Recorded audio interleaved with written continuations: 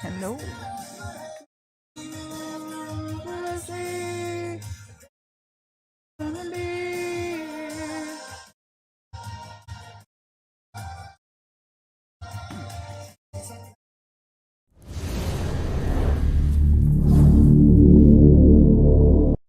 Hello. Hey, good afternoon. How are you guys doing this Friday? You get the music to fade out. Hi, guys. I thought I'd do ice cream today because it's Friday, my favorite day. Hey, Sonia. Hey, Cynthia.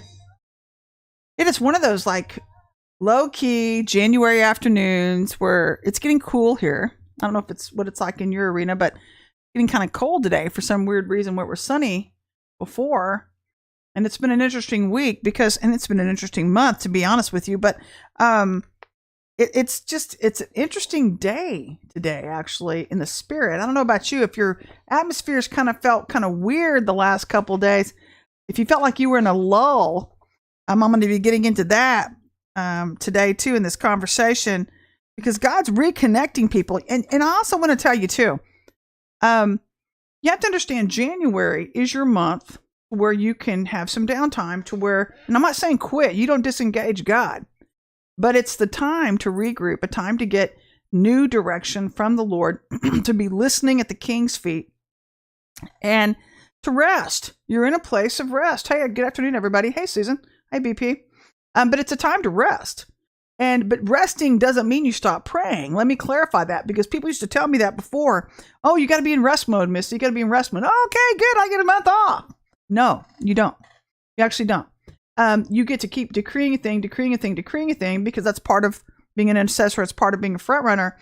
And you are moving, you're learning to move with the Spirit of the Lord through the clock of God, through the heart of God, as He's trying to put your life back together again. And so I think for part of 75% of the church, a lot of it is that they're so used to doing things on their own, and they've got an independent spirit, that they've forgotten how to move with the Spirit of the living God. And so God is retraining us in this season, and He's trying to teach us how to get our lives back and how to move with Him through His times, dimensions, realms, frequency, seasons, and cycles of the Spirit. And so we're having to learn a whole lot of new things.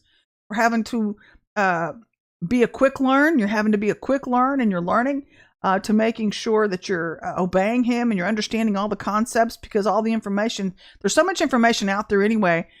It's just coming at us hard and fast. And so we're having to be very, very careful about who we're receiving from and everything like that. But I think today, hey, Joyce, it's going to help confirm some things for you.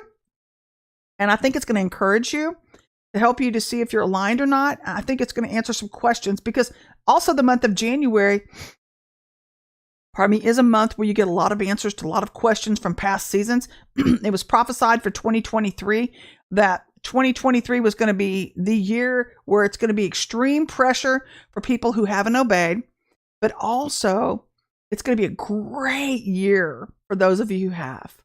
So God bless you. And I'm not going to lie and tell you, I haven't had a little bit of trepidation with that truth that God brought forward last year when He said it's going to be a great year. And what does that mean? And I been asking Him like twice. I said, what does that mean when you're talking about a great year? And He said, CC is going to be really running smooth for people who've gotten cleaned up in past seasons this year. So it's not going to be as pressuresome for you. And so I was testing the Spirit and asking Him again. He said, yes, Missy. He said, you either believe me or you don't. And so I'm just like, okay, we'll go forward together. I'm going to trust you. So I hope you like the ice cream background. I may go get some ice cream tonight. We've been craving ice cream all week. Going to go out. I'll talk to you about dinner here in a second, but we're going to go do dinner tonight too. So I'm excited for that. my Friday night thing. But what's today's topic? Let's get into today's topic. I'm Dr. Missy Hood. Welcome to the 15-Minute Rev. I love you guys, and I'm grateful that you're tracking with me. But today's topic is disobedience will cost you in this hour. From this point on, disobedience will cost you. And it's also the Lord speaking to the enemies. He's saying, bye-bye, enemies. Your enemies in this season or from last season, you should be feeling or sensing, not feeling anything, sensing like they're kind of falling back into the spirit because they haven't been obedient coming forward. So you don't have to worry about them anymore. Thank God. And then I forgot the other topic. What was my other topic? The part of it is get rid of fake holy. You're going to be seeing a lot of that in a lot of my topics this year. Get rid of fake holy, get rid of fake church. And that's going to get you into the real and living God. And so God is not doing fake church anymore. He's not putting up with your version of who you think he is. He's telling you who he is. And if you're seeking him, then you're going to find out. But yeah, everything seems to be in a lull right now, if you're a front runner, which means if your life feels like it's in a lull, then you've gotten distracted or disconnected from your position. Good point, Joyce Romer, right on topic. So it's not in a lull, actually. And so God's trying to get us reconnected. Hello, I'm going to go into this real quickly. If you've heard about the deaths of Diamond, as well as Lisa Marie Presley, that's gotten our nation distracted. We need you guys to get refocused. And it's sad. It's very, very sad. But some soldiers go home early. And so we were told that a lot of famous people will be dying this year. It's already started. Okay, so the prophetic words are coming to pass. But we need you guys to stay on track. We're getting our country back. So stay on track. Stay focused. Get reconnected the way you normally would in past seasons. Quit getting into this mindset of, just, whatever. I'm not going to listen to the news very much. I'm not going to do what I normally would do. Yes, you need to. You need to stay connected. You need to stay connected. So stay focused and reconnect, because we're currently at the level where we're dealing with very high level priests and priestesses, which is a pretty good indicator of where God is using your vessel at present. So congratulations if you've made it to this level. And that's not something to, like we're trying to get a trophy or something. It's nothing like that. It's just, it's hard. It's hard to climb in the Spirit of the Lord these days. And it's going to get even more difficult. But if you're tracking with him, your ultimate objective is getting into the glory, which will make it more doable. So we have about a week and a half until January is over with. So we've got about a week and a half left of resting as God moves the body through the tribe of Dan through the gate of obedience, And so this is the place where we're having to learn how to trust God at deeper levels when we're not having to war. Now, I don't know about you. That's kind of difficult for me to do because we're so used to doing what we do as warriors. So, but if you move through the heart of God, if you move through the outer courts of God, that both sets of gates are, they can be connected if you allow them to be. You have to choose to allow them to be connected. And that means you have to participate in both gates at the same time. But if you're doing your own thing and you're stuck in the tribes and you're stuck in your own personality, hello, you've got a zodiac, that's your own personality, that's your own flesh. And then you've got the Mazzaroth. That's Chris Carter's thing. Go check him out. God bless Chris. Then that's great that you know your tribe. That's great. But are you choosing to be changed into the heart of David? If you're not, then you're not connected to the inner court gates. That means you're going to be left out in the outer courts and you will stay the same, which brings me right into our topic. Where we learn to obey the king. The first inner court gate is obedience. We're going to be taking you through this thing this year. But instead, we have a lot of people who are still stuck, 75%. I've said that a million times. Tired of hearing myself talk. Instead of learning to allow God to have the reins over our lives this month, some people are still warring. They're still doing what they did last season. They've been doing it for many, many levels, and they're stuck. They're stuck on the lower levels. And so I say they're doing it for many, many levels. Now, let me say this. God's no respecter of persons. What he does for one, he does for all. You may come up in the spirit or be brought up by a faithful few. God's no respecter of persons. The front runners are used by God to help bring everybody up in the spirit on earth as it is in heaven. But even if that's true, which I think it is, I believe it is, doesn't mean you're prepared for the warfare at that level. which means you're probably, if you've been disobedient in past seasons and God has brought you up somewhat, you're about to get your lunch eaten for having not obeyed. And this is what today's topic deals with. So your old enemies falling behind you, you should be sensing them fall behind and go away, thank God, where you're no longer having to deal with them as much. We're getting that here at Ezekiel's will. Hallelujah. They're having no impact anymore, so it's a blessing. That's what you should be experiencing as you move from faith to faith and glory to glory. If something's of God, they cannot stop God. That's the best news of the day. Isn't that great news? Woohoo! Yay! That's why you want to obey. So, these people think, it's amazing to me how stupid people can be. I'm not going to apologize for what I'm saying. I'm going to be me. But it is amazing how stupid people can really be in this day and time when they think that they're going to negotiate with God and they're going to tell God what to do and how to do his job when he's already told you what he's going to do. And then you're still sitting up there telling him, oh, no, I'm going to do this for you, God. God's like, whatever, go away until you decide to do things my way. So they might still try to come at you, but you shouldn't have to be dealing with the same type of warfare situations you've had to deal with in past seasons. And so remember, again, 2023 is a line of demarcation. It's where God's drawing the line in the sand between those who obeyed him in past seasons versus those who did not. It's as simple as that. So 2023 will be a year of pressure for those who did not get free from the things of last season, which are the tools the enemy is now using against them to hold them back. Not my problem. That's what I'm going to say to you. That's not your problem if you've obeyed. Some people, if leaders were to hear me, they'd be like, God, where's the compassion? Where's the love in that? I don't see the love in that. Well, I hate to be honest with you, but love will get tough on you sometimes. And I don't know about you, but my dad was a full colonel, and my dad would tell me before he was going to do something, Missy, if you do this, you're going to get this. He'd tell me before he did it. He'd tell me, if you do this, I'm going to bust your bet. I'm going to bust your tail. And he didn't use those words. He was just, you do this, you can bet there's going to be ramifications. This is the season we're standing in. And people don't like this side of God. They don't think, oh no, God can be like that. God would never speak mean to me. God would never be mean to me. God loves me. He's a God of mercy. He would never correct me. And they're stuck in this goofball thinking when God has already told you what he's going to do. What do you think he did to the people that were in his temple when he cracked a cat of nine tails on their butts? What do you think he did? So then all these religious people come on here and then they listen to my replays and you want to criticize me and you want to analyze me and you want to tell me you're not as pious. This is what I get, by the way. This is what I get from the religious people. You are not as religious as I.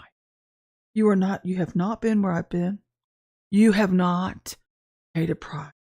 You are not God, but I am. That's what they're saying. They're like, I am God. I am your God. You need to listen. And it's like, shut up. Just shut up. I'm tired of hearing you dribble. I'm tired of hearing your mouth dribble with all your diatribe. And so is God. Matter of fact, I think God is so sick of it, he shut you off. He turned off the radio signal to you. But it's just such a farce, and it's such a bunch of hypocrisy. And so the rest of the church, all the rest of us are sitting back here waiting and wondering when you're going to jump on the bandwagon and get on the truth with the rest of us. That's what we're sitting here wondering. You can get ticked off all you want, and you can send me your nasty emails. Bye, devil. I'm not going to read them. So I'm not trying to incite you, but I am trying to invite you to get on the bandwagon and get into truth. So we're not going to coddle you anymore, and we're not going to live your life with you anymore. This is a year where all the elephants in the room are being discussed and we're being exposed. It's time for you to acknowledge them in your own life. Could it be you that's the elephant in the room? Let's move on. So this is a year.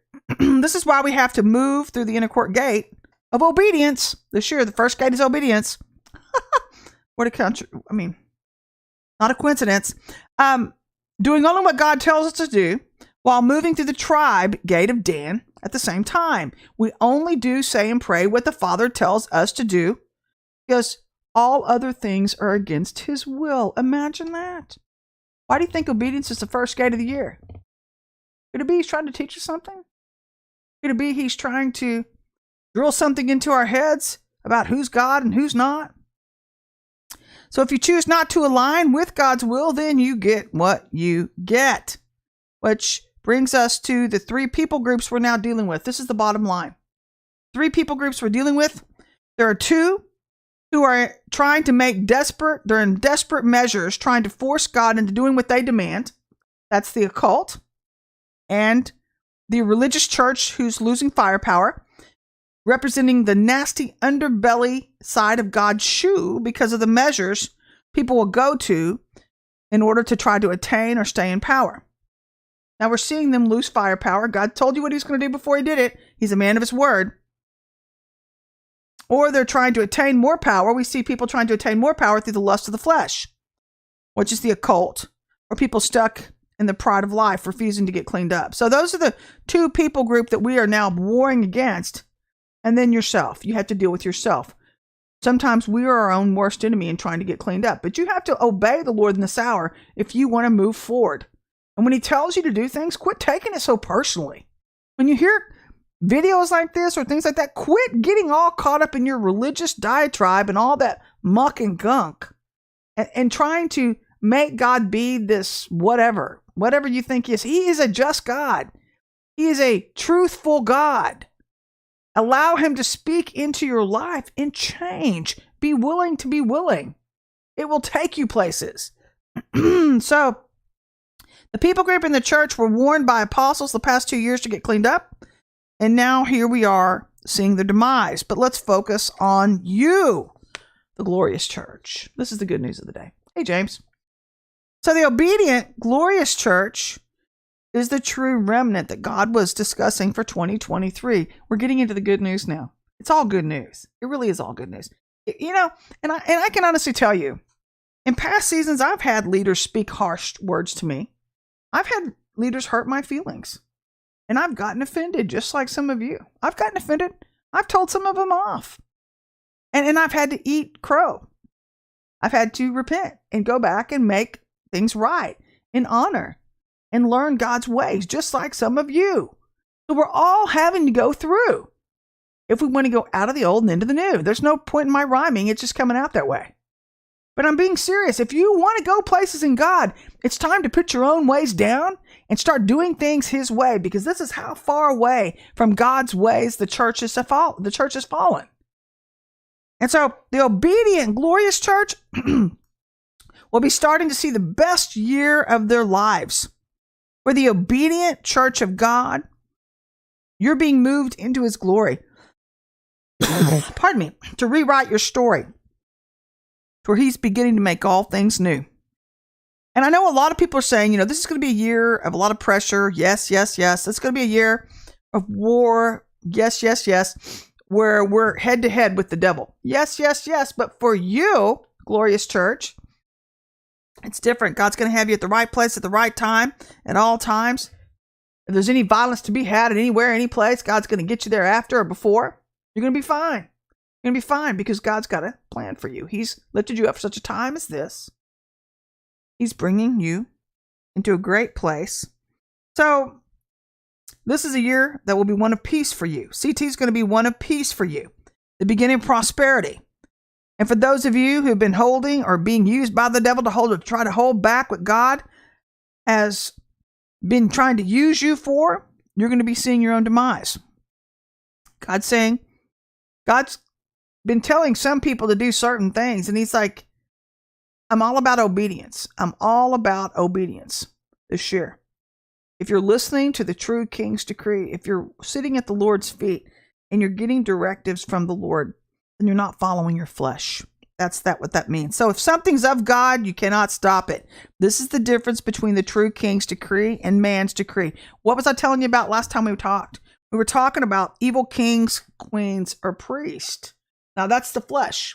That's people looking into the word of God and saying, I'm going to decree this, I'm going to do this, and I'm just going to put the word of God on it, and we're just going to make it happen. And God's like, you want to bet? That's not my will. You didn't find out my will before you started using my spirit, which is my word, on your project. And that's not my project. You're making your own mind up as to what you're going to do, and I didn't tell you to do it. So you're learning to include God in the thing and not demand to operate in your flesh without getting cleaned up. That's the purpose of getting cleaned up. So, it's funny to me because people hate prophets like me. But don't hate me. Don't hate me. Point your little finger back at yourself for being so stiff-necked and arrogant that you thought you knew more than God. But don't hate the people that are telling you the truth, because we're the only ones that are trying to help you get out of the old and into the new. And also, if you've done this, you need to repent if you want to go forward. But don't point your own negligence at me or those like me, because we didn't make your decisions for you in past seasons. Okay? This is what God is saying to those stiff-necked religious people in this season. Which brings us to Genesis 41:17, the 42:17. And if you know anything about Joseph, Joseph is one of my favorite people in the Bible. I have several. David is another one. Peter's another one. Gideon. Paul, believe it or not, Paul's just become my newcomer friend. But it's because he and I used to buck heads with this spirit of religion. I used to think, who do you think you are? Trying to attack God's people. I got into a big old debate with some woman in a Bible study one time who was very religious. And I was a Peter fan and she was a Paul fan, and we could have made a candy bar together. Oh, man, Joy's got nuts. There you go. Okay, so let's stop there. So, but we got to a big debate, and she was telling me how holy Paul was. And I was like, wait a minute. Time out. Let's take a break. I said, he killed quite a few of God's people. How can you be a Paul fan? I said, I am a Peter fan. I said, Peter, he found him on the boat docks. What you see is what you got. And he was a friend of Jesus. And God said, upon this rock I'll build my church, and the gates of hell will not prevail against it.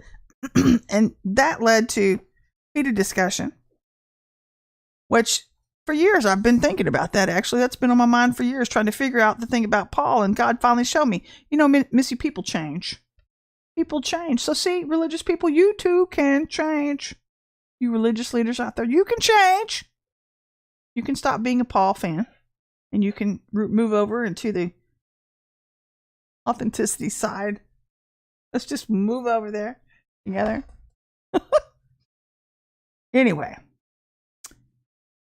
Joseph's conduct reflected this. We're going to get into his conduct. He was godly. He was truly godly. He had truly godly character. And this is the people group that God's looking for in this hour. Paul was sold out to Christ. Joseph was sold out to Christ. I'm going somewhere.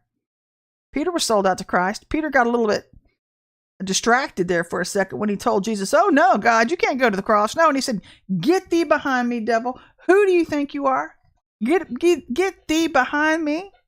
See, not everybody who says, Lord, Lord, is operating in the Spirit. Not everybody who knows. We're going to get into that here in a second too. Peter got out of the Spirit there for a second, but Joseph is sold out to God. And I think that happens as we get more cleaned up and we realize we're not our own. We realize that there's a price. God paid a price to save us. And that's not getting into fake holy and all this pious crap too. It's just a sense of gratitude. But we're very loyal to God, not through religion or trying to perform for Him, but in our love for Him and others, because it's a spirit of gratitude from that salvation experience. You realize who Christ is, and He's become very real. You've come close to Him. He's tabernacling now over you. Ezekiel 16:8. He is tabernacling. That's what Ezekiel's will is experiencing right now. He's tabernacling over this ministry now. And I'm loving life. I'm so loving life right now. The warfare's gotten a little heated. Can you check that? That happened 3 times. That's the 3rd time that I did not touch that. You might not recognize. Listen, let's listen to that song for a second. He's saying that. You might not recognize me now. Okay. Those chains that once surrounded me. My phone just turned on by itself. Can't keep digging up my past. That's way off topic. Oh, that so happened. It happened on our team call. So the devil's trying to make his presence known. It could be God. I don't know. Anyway, I think God's showing up in this moment. But seriously, God's tabernacling over this ministry right now. As these people think I'm crazy over here on the chat. And we're starting to see God show up in might and power. we're starting to see the beginnings of the signs, wonders, and miracles show up on this ministry. And so we're seeing people start getting set free, big time. We're seeing them step into acceleration and elevation, which is what the purpose of getting cleaned up does for you. That's what God wanted to do for you, is if we pay attention to him. So we're learning what it means as we step closer to Christ to walk in heavenly places, where love knows no limits when it's coming to help other people. I know, happy Friday. But Joseph knew this. And the difference between Joseph and his brothers didn't. His brothers didn't have this vision. They were stuck in the flesh, while Joseph was already walking in God's Spirit at a young age. He was willing and ready. And if we're going to say we serve God, then you can't put limits on God in how he chooses to operate or in what he chooses to say to you. If you want to come up higher, you have to understand, thank you, Holy Spirit, you have to understand every new level in God's Spirit has newer, more narrow spiritual laws. If you don't adhere to those laws on those levels, you get left behind. You get spewed out. You get overtaken by darkness because you won't come any closer to the King. He's not obligated when your life doesn't reflect it, when your actions don't reflect it, when your prayers don't reflect it. Your hidden heart condition is not hidden to just you. God sees all. Your hidden prayers are not only heard by you, God hears all. You're going to get into that here in a second. So he sees your heart condition. He knows where we're at. So we should always do our work as if up to him. And to me, I've always been amazed at the heart and the mind that thinks it can outwit God or negotiate with God after it's been found out. Because that's what the devil is still trying to do in his manipulation of the saints, in his quest to prove to God that he will obtain power no matter what. Don't you think? What do you think he's trying to do with you right now? He is still trying to prove to God, look, I am a little g, and you will acknowledge me. And look, I'm going to beat the tar out of your people until you do. And God's like, I'm not ever going to acknowledge you. You won't ever. You've already been judged. You've been cast down. You're nothing to me anymore. Until I cast him in the lake of fire. So the question lies therein, which team are you serving? Are you serving yourself or God? Because the heart that knows true love is sold out to love's ways. Because that heart knows it's no match for love. It knows it cannot outwit the Holy One. You cannot outwit the Holy One of Israel. You can't. You might as well quit trying to wrestle and thinking you're going to win, Jacob. Jacob was a manipulator. He was a swindler. You're not going to win. You already lost the game just by thinking you could. That's arrogance. So God's power is it's so powerful. And it's much too powerful to be challenged when God demands we do a thing a certain way. And Joseph knew this. He'd seen proof of God in visions and dreams. And Joseph knew of God's vastness and his power. So Joseph, too, had to learn that the enemy would always be there to tempt him between the things of the spirit and the things of the flesh, where he, too, had to choose whom he would serve, himself or God. But again, that all boils down to whose character we choose to obtain, which comes through deliverance and inner healing. I'm repeating myself on purpose. So Joseph spent 2 difficult years. If you know anything about this man's story, we've heard it a million times. He spent 2 difficult years in prison serving God and others, where the experience put iron into his soul. Because on some spiritual levels, we're going to have fortitude in order to maintain our positioning as we're challenged by the weaknesses in others. See, that's something too. Your character will show not just God who you are, it'll show other people who you are when you refuse to budge from the truth. We're living in a year where all truth is coming into the room and judgment is right behind it. If you refuse to align, that's between you and God. But don't bring that mess over in here, because we're not aligning with you. We're not. As for me and my house, I'm going with him. I'm going with him wherever he wants to take me. So we have to choose whom we're going to serve. And it's a place where people are going to purposely demand their own way. And they're going to be standing up to the righteousness of God in you. And it's going to cost you something. You have to make up your mind before you even step into this ball game, which team you're playing on. And you have to make up your mind which team you're going to finish on. So this cost Joseph something, and it's going to cost you. And if the Lord controls us, it makes little difference who commands us. Because we're all going to be forced in that moment to choose whom we're going to serve. So the fact that Joseph could operate in the fivefold giftings, this is where it gets interesting, and that his gifts were pure or clean, meaning he truly was hearing the voice of the living God and not his own. He was hearing the true king's decree. Then Joseph could count on God bringing his dreams to pass, bringing his words to pass. God knew Joseph's character. He knew Joseph was purely aligned with him in heart and in mind. So he knew his prayers were righteous. Therefore, the dreams that Joseph had heard from the Lord in prior seasons, when he was listening because of his heart condition, he knew he could trust the Lord. So this is a season now. The line of demarcation has been drawn, and we're seeing people, and two things are fixing to start happening. Mark my word on this. The falling away has started because of people's refusal to get cleaned up and people refusing to do things God's way. And they're going to start falling away because of disappointment, because of feeling like, well, God's not hearing my prayers. God's not answering my decrees. He's not using my fivefold giftings. I don't know. I'm confused. I don't know what to do. God's not the author of confusion. The enemy is. And there's a way that seems right to a man, but the end is death.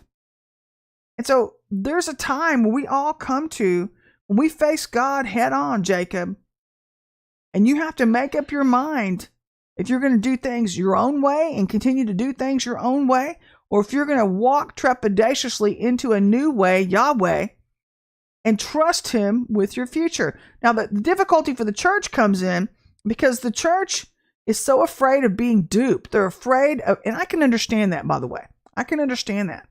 But they're so afraid of being misled. And because there's so many false prophets right now, false teachers, false apostles, Balaams on the scene, purposely sent in by the devil. So it's a setup. It's a setup, by the way. Hey, Connie. It's a setup to see who you're going to trust. Now, the Lord says, my sheep know my voice and they only follow after me. So if you are aligned and you are trying, and you're like, Lord, I don't know which way I'm going, but I just know I'm going with you. That was a line I even had to come to as a leader, because it was last year. And he said, now, Missy, you're either right or you're wrong. And I thought, oh, that's not good.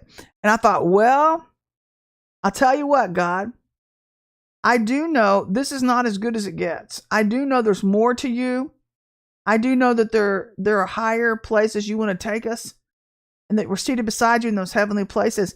And I'm willing to do whatever. I'm going to dive in head first. And I'm going to say, Lord, I trust you. Order my footsteps. Psalms 37:23. That's a safe way to do that. By the way, if you're not sure where you're going and you don't want to be duped by the false, ask God to order your hearing, order your footsteps. Psalms 37:23. Right into righteousness, right into truth. And he'll do it every time on every level, to keep you safe when you're not sure of the way in which you should walk.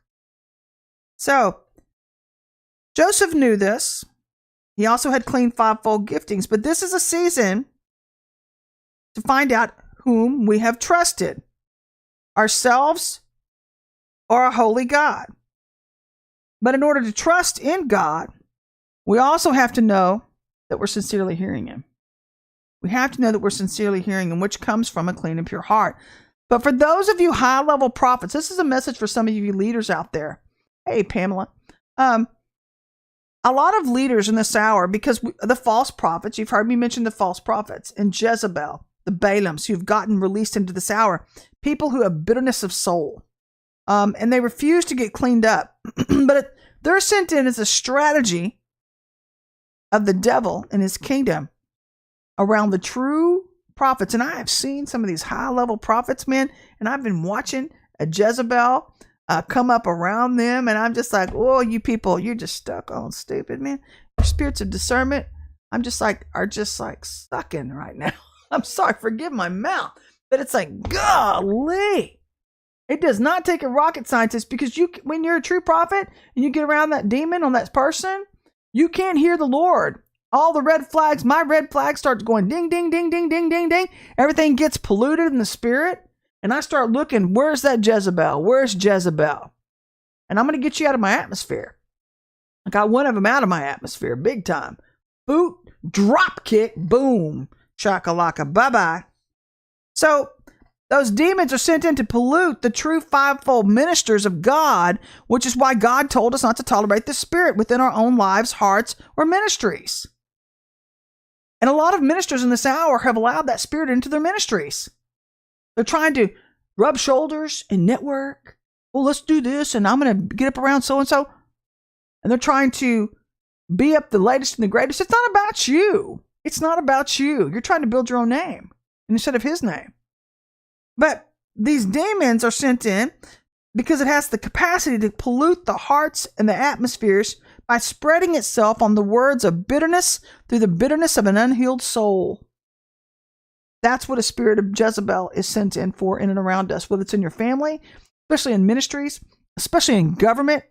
What happens at the head trickles down like the oil on the beard of Aaron. So when the bigger the platform it gets, the more bitterness it can spread, the more of itself it can spread. So when you give way to this dumb thing and you're not listening to the promptings of the Lord within you and not shutting it down and getting it away from your people, you're just as guilty for pollution and for polluting the souls around you as that demon is on that vessel. For tolerating it. The Lord told you not to tolerate it. And then it tries to leech on to leadership strategically in order to pollute the head, because what happens at the head again trickles down. The Lord is saying, sheep, when leaders don't allow you to surround them or allow you around them, it's because they sense you need to get cleaned up. Joseph knew this. I'm still on topic. Joseph knew this. He didn't surround himself with just anybody. He kept the vision intact. He kept the dream intact. He stayed focused on love. He stayed focused on God. And leaders, you need to be forcing deliverance from bitterness on your people.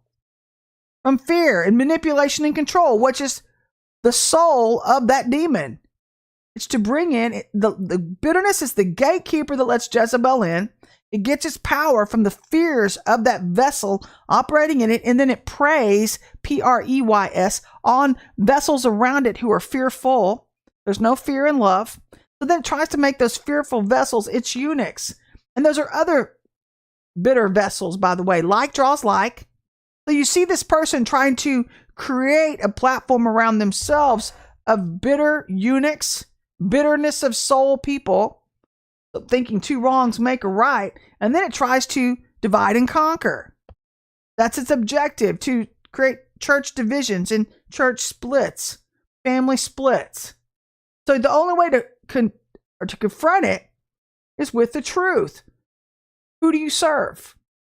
Yourself or others? Joseph served the true and living God. God is raising up Josephs in this season. And sheep, if your gifts need to get cleaned up and purified, the only way you're going to go forward in destiny is to get honest with yourself and with God. That's the only way. It's for leaders and sheep in this hour.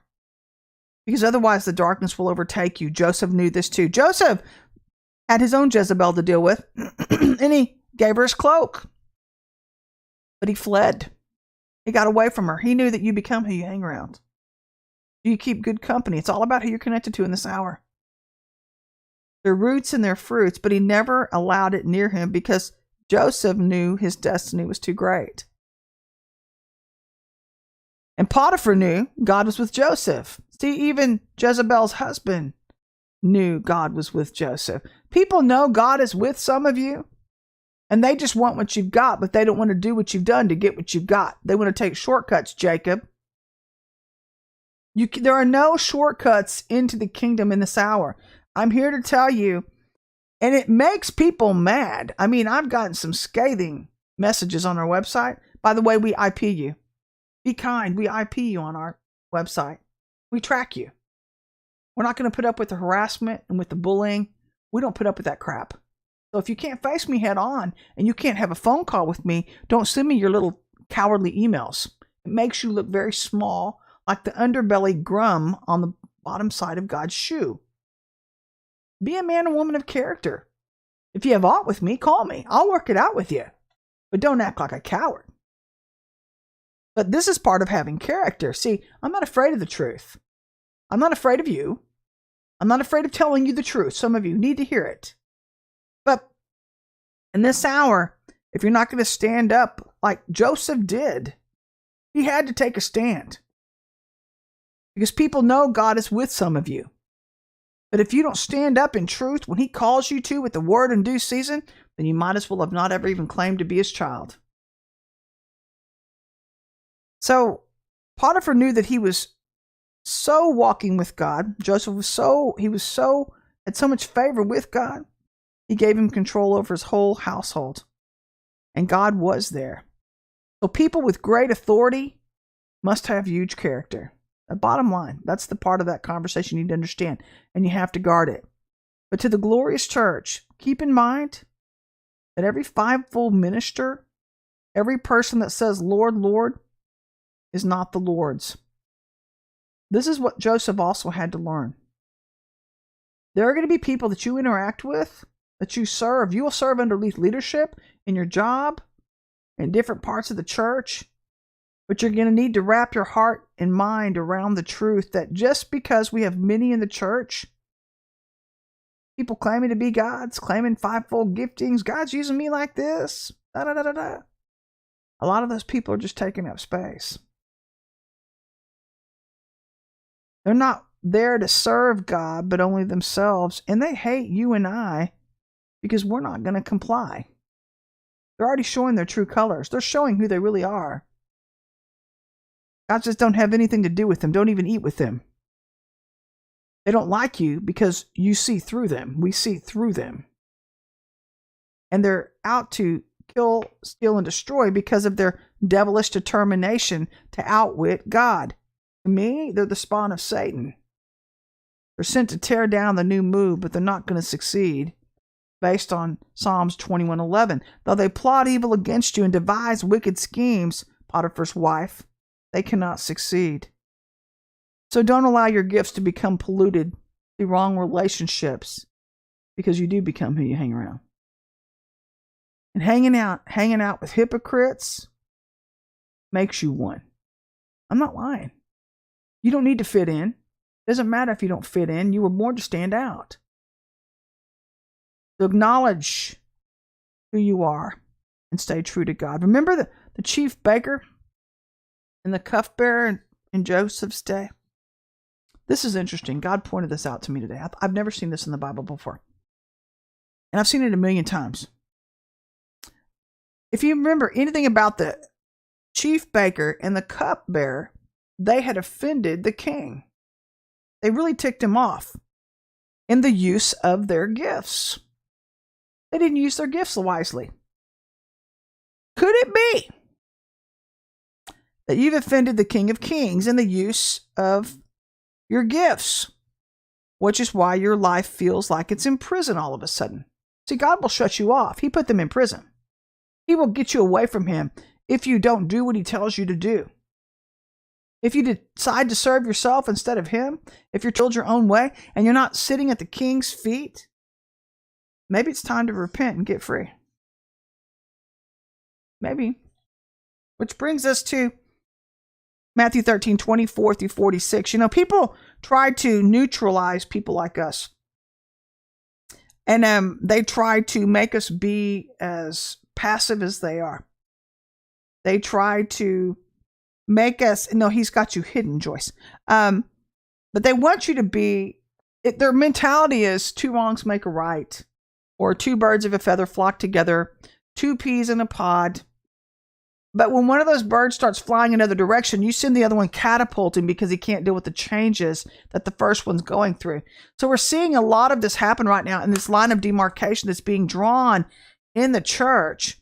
And God has put some of you in hiding to protect you from yourself, because some of you want to help people so much that you don't know when to say no. You don't know when to say, I'm sorry, I'm not available right now. I'm sorry, I can't take that phone call right now. Because you've based your identity in your gifts. Your gifts are not who you are. They're a tool through Christ that helps you to do what He's called you to do. But in this hour, in order not to be caught up in all this garbage that's going on in this separation process in the church, you're going to have to learn to say, no, I'm sorry, that's not God. With the truth, you're going to have to learn to tell people that's not God. You're serving yourself. You're trying to build your own platform. You're trying to do this to develop your own identity when only the Lord builds a house. And all those that build theirs alone labor in vain. And so we're seeing people being forced into a corner between the truth and the lie, which is what neutrality does for you. So beware of an empty life. It's a standing invitation for Satan to go to work, because in today's level of warfare, we as true Christians must take a stand in truth. You have to take a stand in truth. Remember again, 2023 is the year where all truth is walking into the room and judgment is right behind him. So if you're so busy, especially as a leader, I'm going to be blunt, don't get offended. But if you're trying to do CYA or to save your numbers and pocketbooks, the Lord's saying you'll lose your house. He's putting it bluntly to you. And people don't like bluntness. Matt, thank you. God, the Lord is bringing the church out of this structure. And let me say it like this too. Have you ever noticed that when you meet people outside of the church, it's easier to befriend them than it is inside of the church? Have you noticed that? There aren't these expectations of, you have to be what I think holy is. There's not a subconscious expectation there. You just usually take people at face value. You start watching for fruits, hoping that they're good people. And if they're connected, hopefully they're Christian. Great, we connect. But it's easier to make friends outside of the church. Lord showed me this yesterday. And it's because it's this fake facade, this false structure that's been erected inside of the church, that when you meet people, it's like going into a bar. You meet people in a bar. I don't know about you. No offense. I'm not judging them. I don't go to bars. But when I was younger, I did. But when you go into a bar, there's a subconscious truth there that everybody's out there to sleep with people. They're there to sleep with them. So you don't want to get mixed up with them, right? We're just being blunt. It's the same truth in the church. Everybody's there to be fake holy with people. You've got to fulfill this fake structure. And if you don't fulfill that fake apparatus structure in the mind or the heart of a heart that's dysfunctional, then you're not godly enough. So it's hard to make friends in the church because you're not willing. Some of us aren't willing to be fake with you. We're not willing to fall in line with you with your fake version of fake holy. And so when we come at you with our authenticity and with this blunt truth, it offends a lot of people. I can only imagine who John the Baptist offended. But I'm not willing to live your lie with you anymore. I'm not willing to live leaders' lives with them anymore. Half these leaders are such big hypocrites, it's not even funny. And then they have all these these sheep acting like hell that serve below them and trying to present this fake version of holy. And then they wonder why God's not showing up. And it's like, he's not obligated. You don't represent him. You're not representing him at all. You're in neutrality. And God's looking for a loyal bride sold out to him. And not one with many other lovers. Not like greed or religion or passivity or whatever your dysfunction is. He's not looking for that in this hour. He wants a pure, spotless bride. And there's a parable. This parable actually in Matthew explains how God is at work in the world today because the kingdom of heaven is not the true church. Did you know that? There's a false and a true operating at the same time. There are wheats and tares. When I heard this today, I thought, that leaves room for pause. But there's the wheat and the tares operating at the same time. And I said, why is that, God? And I'm sorry. But the Lord said he left the wheats and the tares in place to leave it up to the saints to choose to get cleaned up so they might be able to discern who was his and who was not. Who was his and who was not. And I just thought to myself, you left it up to us? And he said, yes, Missy, you have free will. He goes, my people have free will. He goes, I don't want them to be forced to love me. I want them to choose to love me. He goes, would you want somebody who was forced to love you? No, it makes you feel like it's a robotic relationship. I don't want a bunch of robots. I want people to choose to fall in love with me, to choose to be my lover.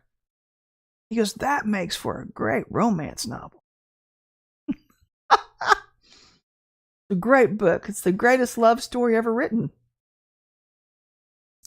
So this is how we're going to know God's true remnant. By his warm, unconditional love in truth. And sometimes I will tell you this. My father I've told it a million times. My dad was a colonel. I come from a family of ranchers and farmers, combiners. I was the black sheep of the family. I broke off into film and TV. I blew my family, threw them a curveball. I was like the little odd duck or whatever, but they loved me. They really did love me in family gatherings and stuff. They'd always hover around me. Like, we have to protect this one. She's different. Something weird like that. And it was cool because I loved them. I still love them deeply. But in that mindset, I learned good old fashioned hard work. I learned humility. I learned how to watch for seasons. I learned how to tend a crop, how to plant a crop, how to plant a garden, how to watch it grow, how to make sure to keep things out of my garden. I learned good old fashioned logic. And I also learned when people told me the truth about things that I didn't like. Came quite a bit in my family. Everybody had an opinion when they came to the table. Bunch of old cowboys. You go to family gatherings and some people had worked on Wall Street. Some people had just been blue collar workers. Some people were in the military. You never knew. But whatever person you sat in front of, if they were wearing a Stetson or not, they had wisdom. And they would tell you point blank, Missy, heard you been doing such and such. Da-da-da-da-da. How's church? That's the next thing usually. How's church? Well, sir, God's good as far as I know. He took me into film and TV. How's your relationship with God? What's going on there?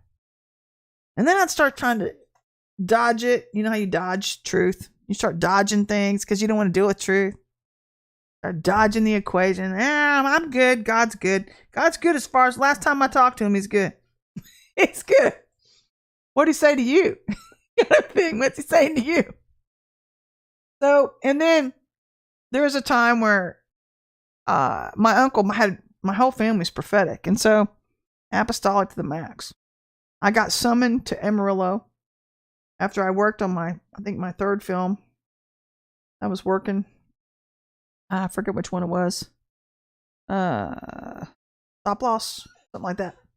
Working with people like I had A-list actors I was working with, Mimi Rogers, stuff like that. But I got summoned to Amarillo, and my uncle told me, and this is funny how God looks out for you, by the way. This is where the truth comes in and it helps you. Because to me, I was in the highlight of my career, and my career was taking off, and I was being hired on film after film after film, and I was making good money. And I wasn't bothering anybody.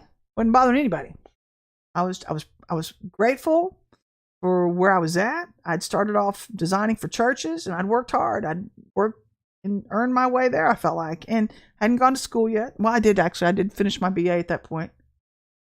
But I got summoned to Amarillo, and I proceeded to hear my dad's big brother tell me, he was my favorite uncle, Missy, we don't believe you belong in film. And I thought, you need to mind your own business. I'm not bothering you. I'm not bothering anybody. And I said, and by the way, I'm not leaving. I am doing what God told me to do. And God didn't tell me to do that.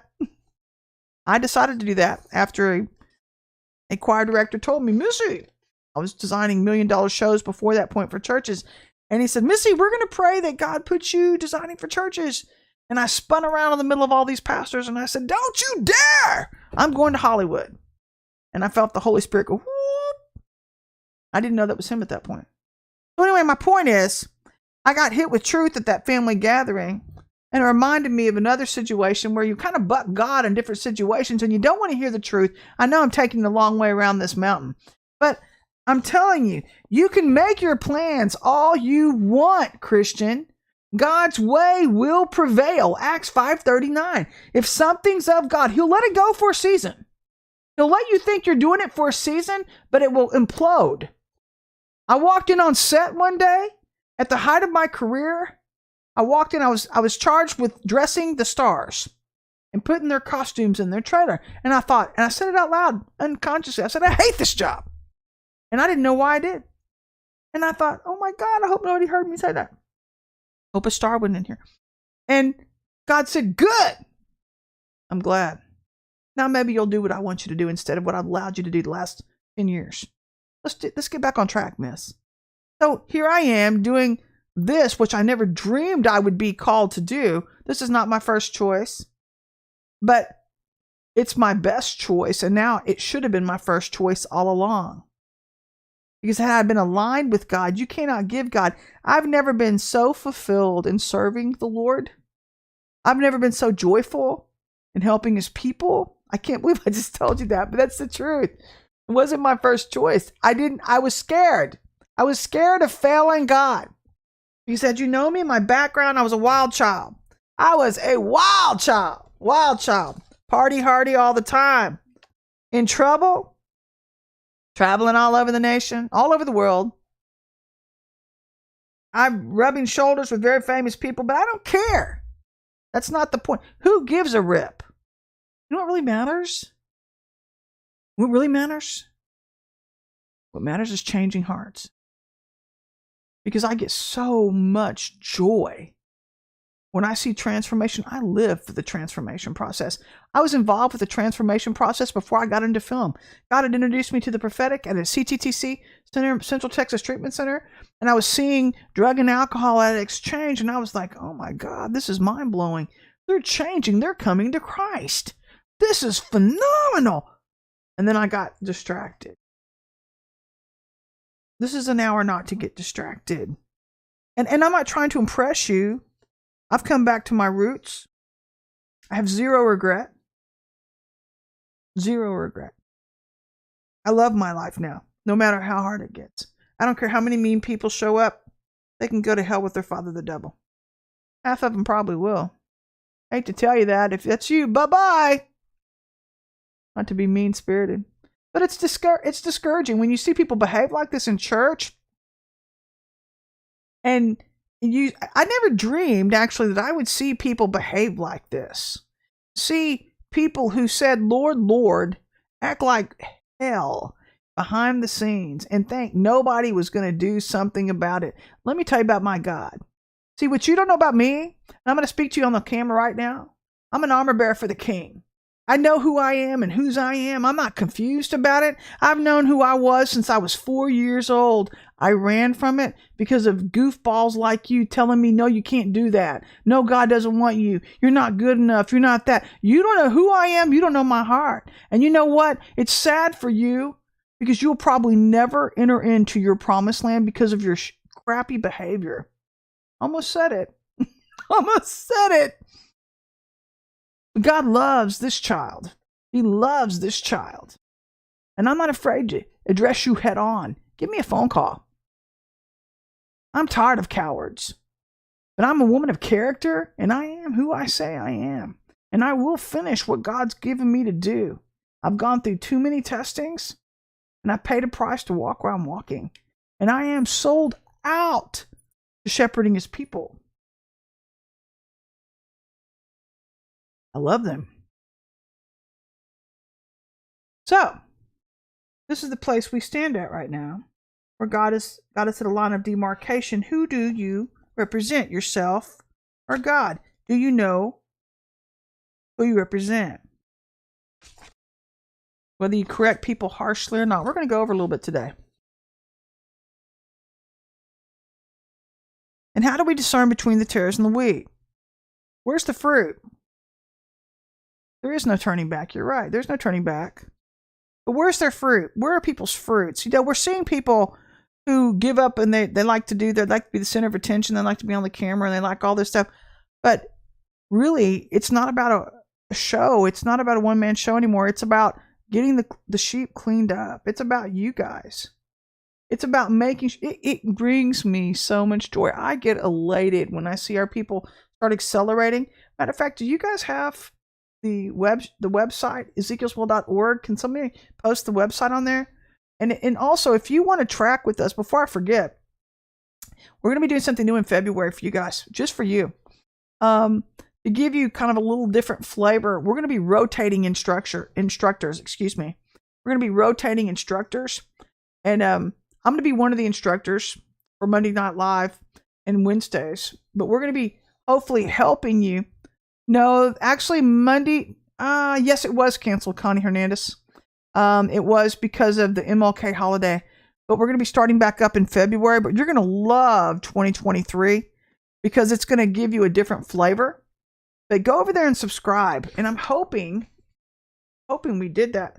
Hoping our people are there, Cynthia. Thank you, Cynthia. God bless you. That's the channel. Go over and subscribe there so you're notified.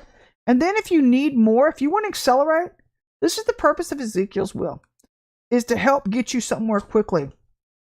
Because we focus on taking you through so much deliverance. There's so much deliverance. And it gets addictive. Because once you start getting free and you start getting the results, you are like, give it to me, God. Give it to me. You stop taking things so personally and you stop looking at everybody like, well, you need to get free from this and that. Okay, cool. Let me take it to God. I'll go get free. And you stop looking at life like, oh, everybody's trying to put me down. No, he's trying to get you into the glory. That's what he's trying to do. He's trying to rewrite your story. And so this is the direction we're going right now. But let's get back to the topic at hand. We're almost done. We're wrapping this up today. We're going to go a little bit over. But how do you discern between the tares and the wheat? How do you discern it? Well, there's fruit. That's a good indicator. There's fruit. Do their words and their actions render results? This is a key too this hour. Does God back their words? Because true love in their hearts. Does God back your words? If God is backing your words, then chances are you know the king. So you have the king's decree in your mouth, Haggai 2:23. If God's spirit is tabernacling over you instead of your own arrogance, chances are you know the king. If you've got false identity, it's made up of a false structure of religion. So this is a season where you want to make sure you know who's backing you and who you're serving, yourself or God. So we've now entered into a season where God is not tolerating any more fake holy or fake church. You're either the real deal or you're not. And people know when true love is in the room. Their heart knows it. Let me tell you how I knew it. I knew that day when my uncle called me to Amarillo. I knew that because I trusted him. I knew he knew the Lord. And he was like the Lion of the tribe of Judah. I'm not lying. In our family, when my Uncle Bernard spoke, everybody listened. It was like E.F. Hutton because he just had that. He was like this very calm, gentle person. And he was my favorite uncle. And when he would speak to me, he called me Missy. My nickname is Missy. He called me Sissy, actually. My nickname is Sissy. Not anything but he'd say Sisso. My dad called me Sisso. He's like, Sissy, I want you to come over here and sit with me for a second. I want to talk to you. And because he knew I was an analytical thinker, high IQ thinker. And he's like, I know that you're upset by what I'm telling you right now. He goes, but days are fixing to come when you're going to have to shift and you're going to have to move into a different place. And I can't tell you why right now. He goes, I just need you to trust the Lord on my life. I need you to do what I'm asking you to do. And I was like, have you lost your... I didn't say that, but I was like, what? Do you know what it took me to get into this place? You know how many years? But I did. I knew he walked in the Lord. So I walked away irritated, but I knew he knew the Lord and I knew he loved me. And he did it another time too when I went to go visit him. And it was like snowy. It always gets really snowy in Amarillo. So about 3:00 in the morning, my aunt comes barreling in my bedroom. And she said, Missy, Uncle Bernard told me to get up. You have to get on the road. And I was like, what? I'm like, oh, blinded by sleep. What? And she said, because he said the roads are fixing to get bad. He used to be a trucker. And he used to also be a combiner.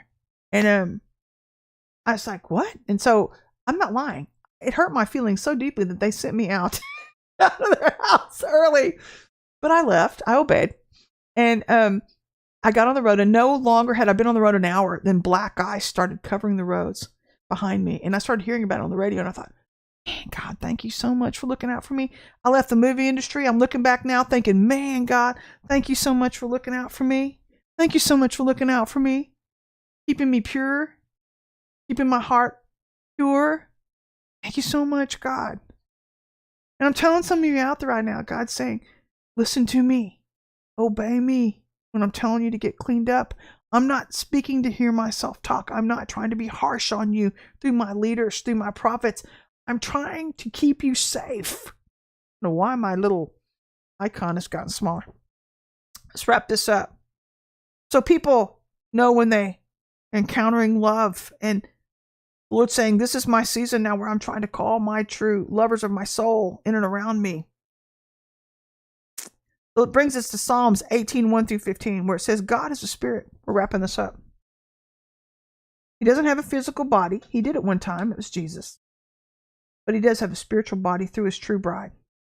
He has ears, and he does hear the prayers of the true saints when they have nothing to hide, because their hearts are right and their walks are truly righteous. So if you're being hit today by unrighteous people demanding their own way, no, you're okay.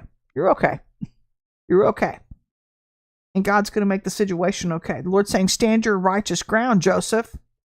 Because God's shifting people in this season, and he's doing a further separating between those operating in his truth versus the lies of their flesh. And David, actually, this psalm is about David. Believe it or not, it's a Joseph-David conversation where David was a part of God's true remnant. Remember, he's calling people in after his own heart in this hour. Golly, that's terrible. I don't know why that is. Sorry. But David was a man after God's own heart, and he knew the king's heart. And he was always loyal to God because he was a man of prayer. Prayer in this hour, sitting at the king's feet, is what is going to keep you aligned with truth. Do you understand that? Prayer keeps us connected to God's ways and his spiritual body to where we are always aligned in truth. When you find out what God has to say about a situation, instead of making your mind up about what you think you're going to do, or you've lost patience because God hasn't answered you in time, sometimes it takes God 2 to 3 days to answer me. You need to wait on him. You need to learn to wait on God and not do anything until you hear the word of the Lord. And he will answer you. He's faithful to answer you. But his answers aren't coming, and we've got to get rid of this McDonald's drive-through mentality. And he knows where you're at. He knows where you're at. Which leads us to wrap up with Proverbs 4:1-6 as we top at, what are we topping at right now? I don't know what time it is. Let me see here. We are topping at 1 hour and 8 minutes. We're wrapping it up right here, right now. I want to thank you guys for joining me today. But it states here, listen, my sons, to a father's instruction, and pay attention and gain understanding. I give you sound learning, so don't forsake my teaching. For I too was a son to my father, still tender and cherished by my mother. Then he taught me, and he said to me, take hold of my words with all of your heart. Keep my commands, and you'll live. Get wisdom, get understanding. Don't forget my words or turn away from them. And do not forsake wisdom, for she will protect you. Love her, and she'll watch over you. Are you encouraged? I am very encouraged. I like to know, I'm so practical as a doctor. If I were a medical doctor, I would sit on your bed and I would tell you exactly like I like my doctors to do.